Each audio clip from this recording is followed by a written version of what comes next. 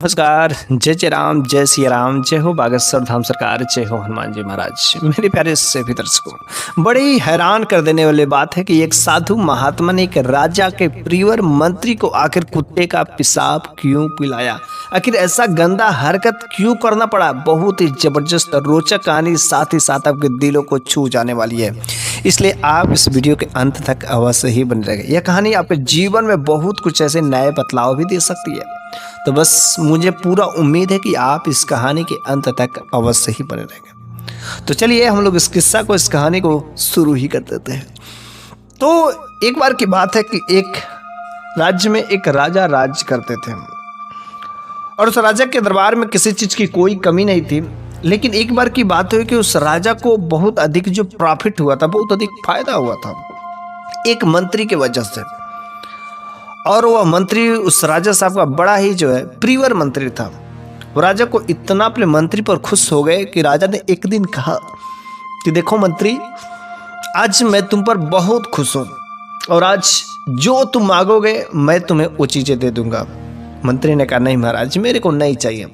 राजा ने कहा नहीं, तुम्हें कुछ लेना ही पड़ेगा, बोलो जो तुम आज मांग लो, आज मैं देकर ही रहूंगा, बोलो तुम्हें क्या चाहिए। उस राजा ने कहा नहीं महाराज, आपकी कृपा से मेरे पास जो कुछ भी है सब कुछ ठीक ठाक है, नहीं चाहिए। तो उस राजा ने कहा कि देखो मेरी आज्ञा है और तुम मेरी आज्ञा का पालन नहीं करो, क्या यही एक मंत्री का धर्म होता है। उस मंत्री ने कहा अगर महाराज ऐसी बात है तो मैं जो चीज मांगूंगा आप अवश्य ही देंगे। उसने कहा हाँ मैं अवश्य दूंगा। तो उस मंत्री ने कहा महाराज मेरे को कुछ नहीं चाहिए, बल्कि आपके राज्य का आधा हिस्सा मेरे को चाहिए, मैं आपका आधा हिस्सेदार बनना चाहता हूँ। राजा ने कहा बड़ी अच्छी बात, तुमको राज्य का आधा हिस्सा, सब कुछ आधा आधा मिलेगा, लेकिन इसके लिए मेरे मन में 3 प्रश्न हैं, 3 सवाल हैं। अगर उन 3 सवालों को, 3 प्रश्नों का अगर उत्तर तुम सही सही दे देते हो तो बस मैं तुम्हें अपना राज्य का आधा राज्य का हिस्सा मैं दे दूंगा। लेकिन अगर तुमने नहीं दिया तो सोच लो तुम्हारा सर और मेरी तलवार दोनों एक हो जाएंगे। तो वह मंत्री बड़ा ही निडर था, बड़ा ही हिम्मती था और बड़ा ही ज्ञानवर्धक भी था, ज्ञानवान था। तो उसने कहा ठीक है महाराज, आपका जो भी सवाल होगा मैं उन सवालों का उत्तर अवश्य ही 100% करेक्ट मैं दूंगा, लेकिन उसके लिए आपको मेरे को कुछ समय देना पड़ेगा। राजा ने कहा ठीक है, जितना समय मांगोगे मैं उतना दे दूंगा।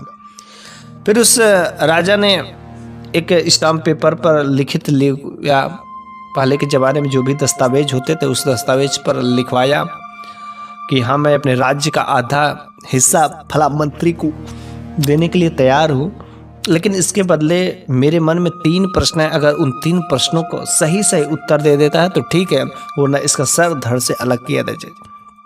ऐसे लिख दिया गया और दस्तावेज पर राजा साहब का और उस मंत्री का भी सिग्नेचर हो जाता है, साइन हो जाता है।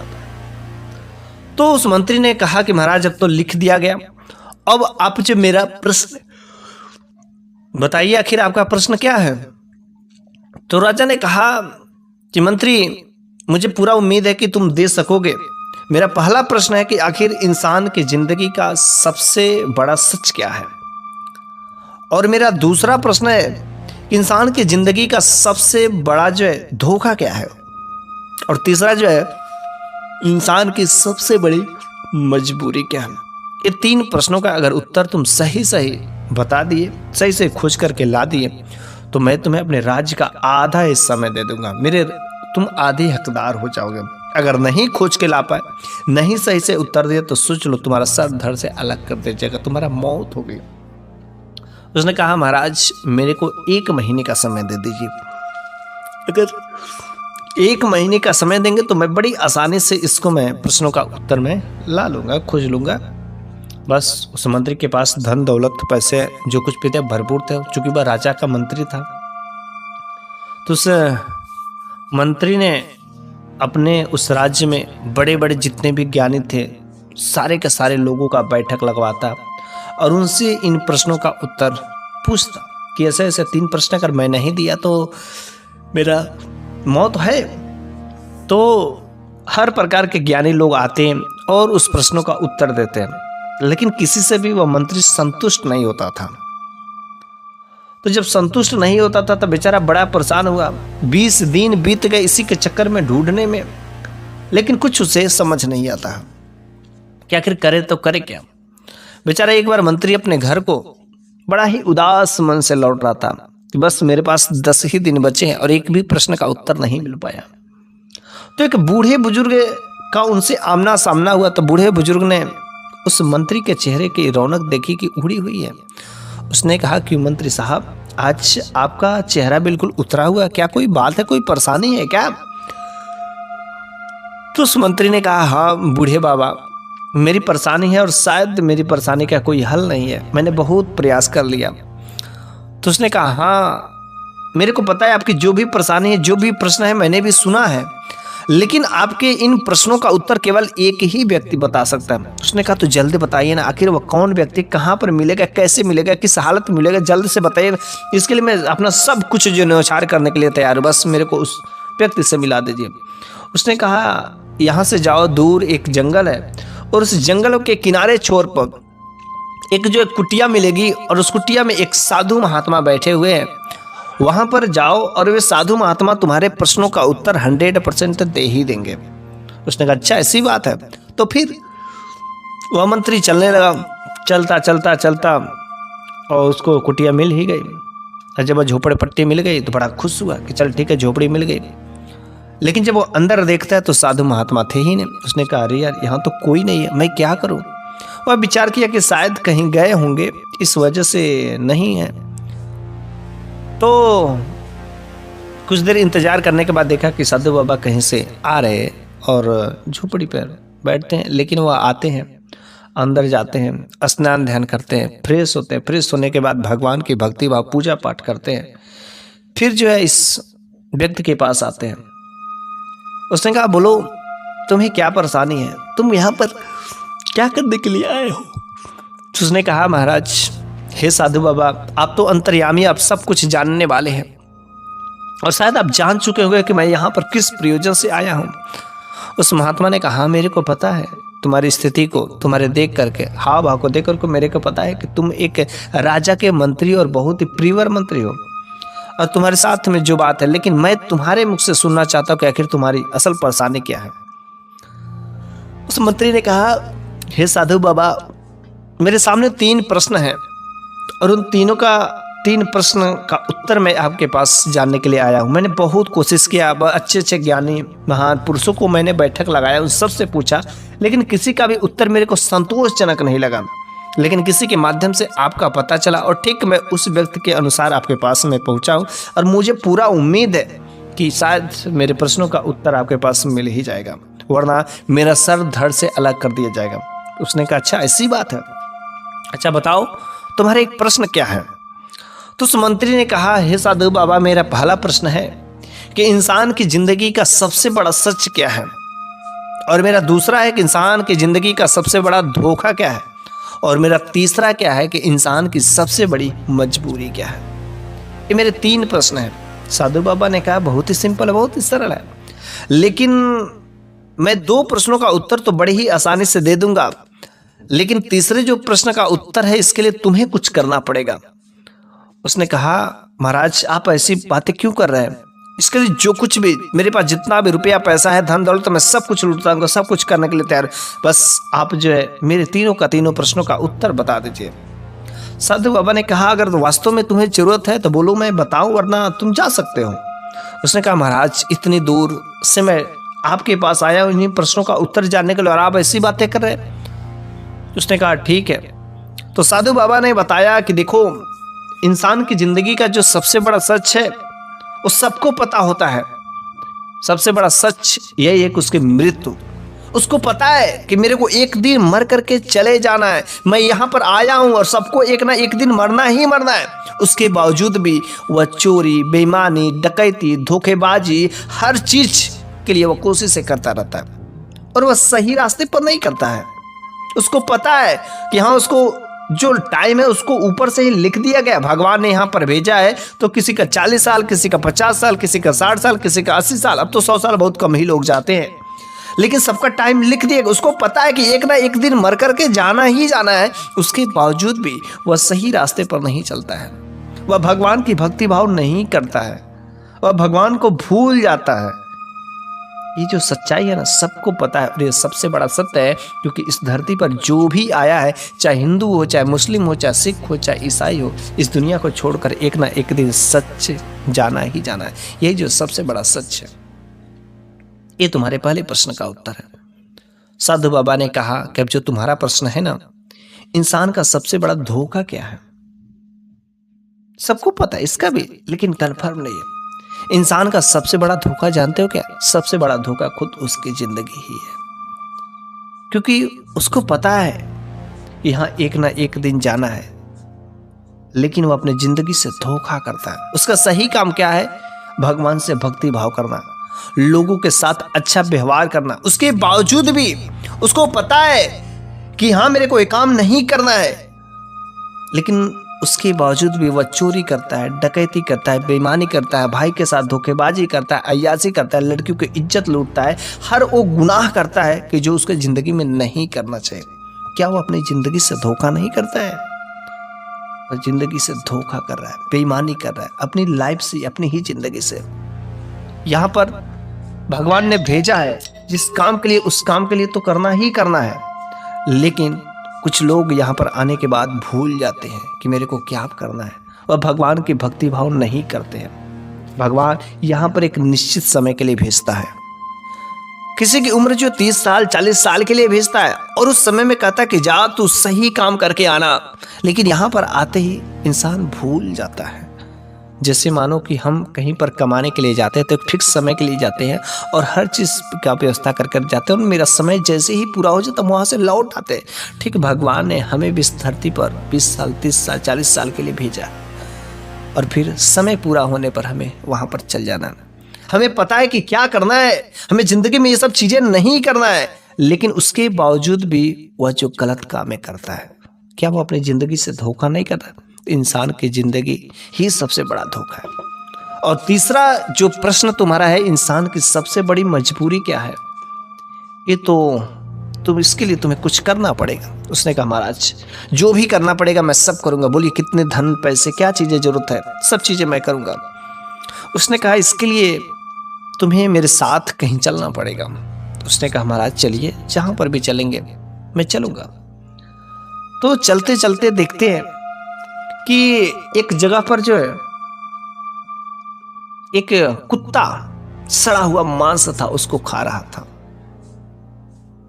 तो उसने कहा ठीक है, सड़ा हुआ मांस खा। तो उसने देखा कि देखो कुत्ता खा रहा है। उसने कहा ठीक है, लेकिन तब तक वह कुत्ता वहां से निकलता है और एक छोटा सा बकेट था, बाल्टी था, और उस बाल्टी में जो है पेशाब कर देता है।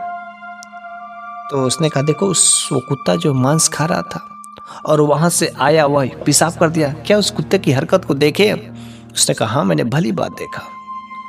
उसने कहा उस बाल्टी में जो पानी है ना, जाओ इस गिलास में लेकर के आओ। वो गिलास में जाता है, उस पानी को लेकर के आता है, और उस कुत्ते ने उसमें पेशाब किया रहता है। वह जाता है लेकर के आता है। साधु बाबा ने कहा अब तुम इस पानी को पी लो। उसने कहा महाराज आप ऐसी बातें क्या कर रहे हैं, इसमें आपको पता है कि कुत्ते ने पेशाब किया, उसके बावजूद भी आप मेरे को ये पानी करें पिलाने के लिए। साधु बाबा ने कहा तो ठीक है मत पियो, तब हम वापस चलते हैं, तब अब जहाँ जाना है मैं नहीं जाऊँगा। उसने कहा नहीं महाराज मेरे को प्रश्नों का उत्तर जानना है। उसने कहा तो क्या तुम पानी को पियोगे? उसने कहा महाराज इसमें कुत्ता पेशाब किया, आप ऐसी बातें क्यों बार बार कर रहे हैं? उसने कहा तो ठीक है, तुम्हें अपने प्रश्नों का उत्तर नहीं जानना है। वह तुरंत जो उस पानी को एक ही घट लगाता है और तुरंत पूरा पी जाता है। फिर वह साधु बाबा उसको लेकर के आगे चल पड़ते हैं, और आगे जब चलते हैं तो रेगिस्तान आ जाता है। साधु बाबा ने अपने साथ में कुछ खाने पीने की सामान लिया था, कुछ मीठा लिया था, कुछ और भी चीजें रखी थी। तो रास्ते में चलते चलते जो प्यास लग जाती, तो उन्होंने अपने साथ में कुछ पानी लिया था और कुछ खाने पीने के सामान भी रखे थे। तो साधु बाबा ने कहा कि देखो तुम्हें भी शायद प्यास लगी होगी। उसने कहा हाँ बाबा जी मेरे को बहुत जोर से प्यास लगी। तो उसने कहा देखो मेरे को तो बार बार जो वैसे ही पानी पीने की आदत है, और तुम चूंकि राजघराने के हो इसलिए तुम जो मेरे पास कुछ मीठा है उस मीठा को खा लो, उसके बाद तुम जो पानी पी लेना, मेरे पास पानी भी है, तब तक तुम इस मीठा को खाओ और तब तक मैं पानी पी लेता हूँ। फिर उसने साधु बाबा ने उस व्यक्ति को मीठा दिया, मंत्री को, और मीठा खा लिया। तब तक जो साधु बाबा उस पानी को पी रहे थे। और उसके बाद अपने पानी को पीकर जब उसकी बारी पीने की आई तो साधु बाबा ने उसके हाथ में जब पात्र दिया तो पात्र देने से पहले ही उस पात्र को हाथ से छोड़ दिया। जैसे ही हाथ से छोड़ देते हैं सारा का सारा पानी गिर जाता है। जब सारा का सारा पानी गिर जाता है उसको बहुत जोर से प्यास लगी रहती है। उसने कहा, अरे ये तो सारा का सारा पानी गिर गया, अब क्या होगा? अरे कैसे, तुमको तो बहुत जोर से प्यास लगी। अच्छा चलो आगे कुछ दूर सब्र करो, शायद कुछ दूर पर तुम्हें पानी मिल जाएगी। वो आगे चलते जाते हैं लेकिन कहीं पर कोई पानी नहीं नजर आता है। जब कोई पानी नहीं नजर आता है तो बस उसे क्या करे। वह बार बार मंत्री कहता है कि महाराज मेरे को बहुत जोर से प्यास लग रही है, मेरा दम घुट रहा है। उसने कहा तो जल्द से मेरे को पानी दीजिए। साधु बाबा ने कहा कि तुम यहाँ पर कुछ देर इंतजार करो, क्योंकि काफ़ी तेज धूप भी है और मैं तुम्हारे लिए कुछ व्यवस्था करता हूँ। साधु बाबा वहाँ पर खड़े होकर के और कुछ दूरी पर जाते हैं और कहीं से एक गिलास में एक जो है जानवर का खून लेकर के आते हैं, ब्लड खून। उसने उस गिलास में खून लेकर के आया और जब गिलास में देखा कि मंत्री ने कुछ साधु बाबा ला रहा है और उससे पानी होगा, उसने कहा साधु बाबा जल्द से मेरे को लाइए, मेरा गला सूख रहा है, ऐसा लग रहा है कि मेरे प्राण जो निकल जाएंगे, जल्द से लाइए। और जल्द से साधु बाबा ने ला करके उस गिलास को उसके हाथों में दिया। लेकिन जैसे उसने देखा, अरे इसमें तो पानी ही नहीं है, इसमें तो खून है, साधु बाबा ये आप हमसे क्या करवा रहे हैं? उसने कहा नहीं तुमको प्यास लगी है ना और तुम्हें पानी नहीं मिला, लेकिन एक जानवर का मेरे को खून मिल गया, पी डालो। उसने कहा अरे महाराज क्या आप ऐसी हरकतें करा रहे, मैं खून पीऊंगा? नहीं, मैं खून नहीं पी सकता। उसने कहा तो ठीक है, तुम ऐसे ही प्यासे हो, प्यास लगी है तो मर जाओगे, मर जाओ, मेरे को कोई दिक्कत ही नहीं है। लेकिन वो अपना प्यास बुझाने के लिए वो जो राजा का जो मंत्री रहता है ना, उस खून को भी पी जाता है। जब खून को पी जाता है तो खून को पीने के बाद कुछ देर बाद साधु बाबा शांत रहते हैं। उसने कहा कि देखो तुम्हारे प्रश्नों का जो उत्तर था ना वो तुम्हें मिल गया है। उसने कहा महाराज मैं समझा नहीं, मेरे प्रश्नों का उत्तर कैसे मिल गया? तो साधु बाबा ने अपने पुतली से एक छोटे से पुतली में जल रखा था, उस जल को दिया और कहा कि पहले तुम इसको पी करके पानी को अपने आप को तृप्त करो, तब मैं तुम्हें समझाता हूँ। पानी को पिया, पी करके अच्छे से फ्रेश हुआ तो साधु बाबा ने कहा देखो तुम्हारे प्रश्नों का उत्तर मिल ही गया है। उसने कहा क्या बातें कर रहे हो? उसने कहा हाँ, पहला जगह जब मैंने तुम्हें कुत्ते का जो पेशाब पीने पर मजबूर किया वो छड़ी क्या तुम्हें नहीं पता है? तुमने कुत्ते का पेशाब क्यों पिया, क्या तुमको पता है? उसने कहा कि मैंने कुत्ते का इसलिए पेशाब क्योंकि मेरे को जरूरत था उस प्रश्न का उत्तर जानने के लिए, इसलिए मैंने पिया और मेरी ये मजबूरी थी, क्योंकि इसमें अगर मैं नहीं जानता तीसरे प्रश्न का उत्तर तो मेरी जो मौत तय हो जाती, मैं राज्य का हिस्सेदार नहीं बन पाता। तो उसने कहा आखिर इस खून को तुमने क्यों पिया? उसने कहा यहाँ पर भी मेरी मजबूरी थी, मेरी जिंदगी थी कि मौत तय है। अगर मैंने नहीं पिया तो शायद पानी तो नहीं मिला, लेकिन इससे भी मेरी प्यास कुछ तो बुझ सकती है और इसलिए तुम्हें पीना पड़ा। तो साधु बाबा ने कहा यही तो बस तुम्हारे प्रश्नों का उत्तर है। इंसान उस जगह मजबूर हो जाता है कि जहां पर अपना फायदा होता है, जहां पर अपना धोखा होता है, जहां पर उसका कुछ लूटने वाला होता है, जहां पर उसकी जिंदगी दांव पर लग जाती है, उसके बावजूद अगर उसे कुछ करना पड़ता है अपनी जिंदगी को बचाने के लिए तो वह जो है हर चीजें करने के लिए तैयार हो जाता है। इंसान की सबसे बड़ी जो मजबूरी होती है उसका गर्ज होता है, गर्ज, उसका फायदा, उसका लाभ। और हर कोई अपने फायदा के लिए पता नहीं क्या क्या चीजें कर पड़ता है, हर कोई यही चाहता है, हर कोई अपने फायदा के लिए सब कुछ कर पड़ता है। लेकिन इतना कुछ लोग अपने फायदा के लिए किसी दूसरे का जान ले लेते हैं, बेईमानी कर देते हैं, धोखेबाजी कर देते हैं। इंसान की सबसे बड़ी मजबूरी यही होती है कि वो अपने फायदा के आगे मजबूर होता है, जिसकी वजह से धोखाधड़ी, चीटिंगबाजी, हर चीजें वो करने पर तैयार हो जाता है। बस मेरे प्यारे सभी दर्शकों, आखिर उस राजा के मंत्री को उन तीनों प्रश्नों का उत्तर सही तरीके से मिल जाता है और फिर वह राजा भी खुश हो जाता है इन प्रश्नों का उत्तर का, और वह मंत्री उस राज्य का हिस्सेदार बन जाता है, क्योंकि उस राजा की कोई औलाद नहीं थी, इसलिए वह चाहता था कि मेरे को सही व्यक्ति मिले, सही राजा मिले। तो बस आज की यह कहानी यहीं पर समाप्त हो जाती है। अगले वीडियो में मैं फिर से कुछ ऐसी ही नई जबरदस्त कहानियां लेकर के आऊँगा। तब तक के लिए धन्यवाद।